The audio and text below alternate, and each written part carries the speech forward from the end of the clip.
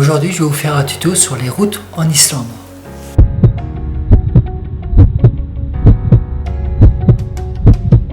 En Islande, vous allez passer pas mal de temps sur les différents types de routes et vous allez prendre plein la vue.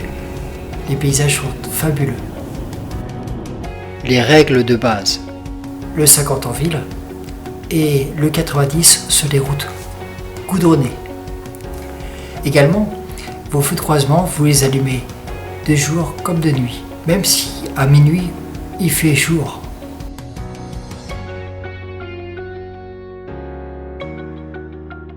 Voici le véhicule que j'ai utilisé, un véhicule de tourisme des plus classiques. Il arrive que dans certaines parties d'Islande, il manque un peu de réseau. Utiliser une carte routière ou une carte touristique, ça vous aide pour vous orienter. Le vent. Belle cascade, il y a beaucoup trop de vent ici. Comme tu as pu le voir, il y a pas mal de vent en Islande. Alors, quand tu sors de ton véhicule ou tu y rentres, tiens la portière. Ça t'évitera d'avoir des chocs ou au pire que ta portière s'arrache. Ça te permettra de garder ta caution. Les différents types de routes. Exactement, il y a 5 types de routes en Islande. Les premières, les routes goudronnées, sont limitées à 90. Les secondes, les routes gravillonnées, sont limitées à 80. Ensuite, il y a les routes de terre entretenues par les pouvoirs publics.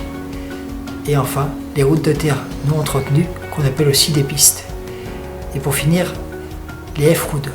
Comme vous avez pu voir mon véhicule que j'avais, je n'ai pas pu les utiliser. Les F-routes sont réservées à des véhicules 4x4. Donc je ne pourrais pas le traiter dans ce tuto. Cependant, je vais vous envoyer sur des liens dans la description de cette vidéo où vous pourrez voir comment conduire un véhicule sur ces routes. Les routes gravillonnées. Sur des routes gravillonnées, vous allez avoir souvent des nids de poules et la route est assez cabossée.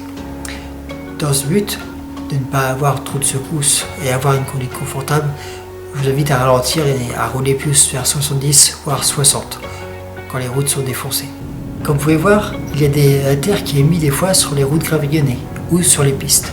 Je vous expliquerai plus tard pourquoi. Quand vous croisez un autre véhicule, veuillez ralentir sur les routes gravillonnées et les pistes pour éviter de projeter des gravillons sur les véhicules comme le vôtre. Les indications de vitesse. Sur les routes gravillonnées et les pistes, vous allez avoir des panneaux d'indication de vitesse de couleur bleue. Je vous invite à respecter la limitation de vitesse, surtout si elle est basse, du style comme sur cette vidéo, 20 ou 30 km/h.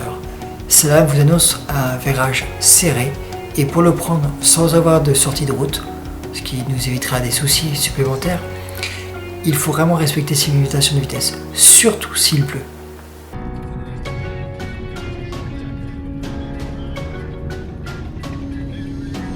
Le pont à voie unique.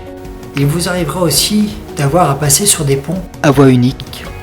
C'est prévenu par un panneau suivant. À chaque fois, ralentissez si vous voyez un véhicule arriver. Et quand je voyais, comme sur cet exemple, un camion, je le laissais toujours passer.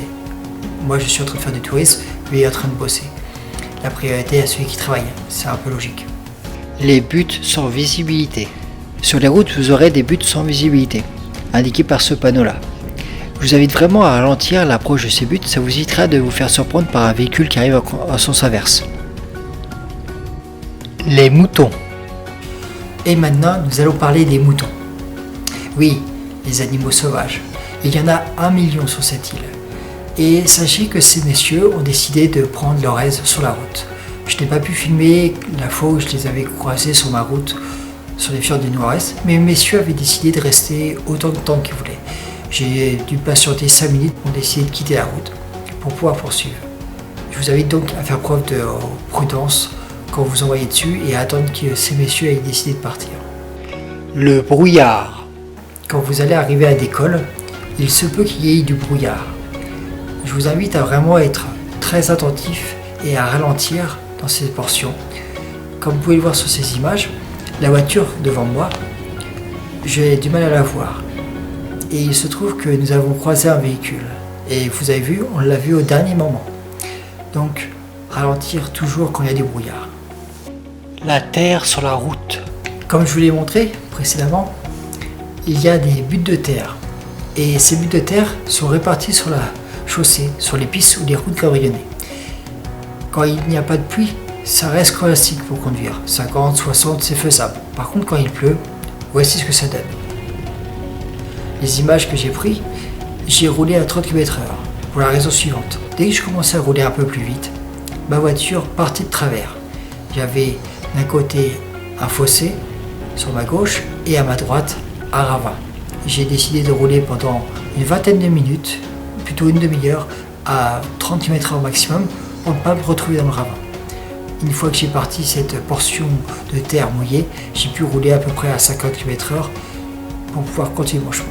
Donc je vous invite vraiment à ralentir dans ce genre de portion quand la terre est mouillée et répartie sur la route est mouillée pour éviter d'avoir un accident grave. S'arrêter pour observer le paysage. Pour observer le paysage, on ne s'arrête jamais sur le bas-côté en Islande. Il existe un peu partout des zones d'observation dédiées à cela, comme la voiture qui vient de sortir de la route. Sinon, vous dégradez la nature et vous risquez une amende en cas de contrôle. Nous sommes arrivés à la fin de ce tuto. Vous l'avez peut-être trouvé trivial, mais le but de celui-ci était de vous acclimater aux différents types de routes et de vous permettre d'avoir une meilleure appréhension quand vous serez dessus pour vous éviter de vous faire des frayeurs et d'avoir un accident. Ce qui n'est pas le but quand on conduit dans un pays étranger. Si tu as aimé cette vidéo, tu peux laisser un pouce bleu et laisser un commentaire. Ça permettra à cette vidéo d'être mieux référencée. Si tu veux t'abonner pour avoir les prochaines vidéos que je vais faire, n'hésite pas. Ça permettra de récompenser mon travail. À une prochaine et à bientôt.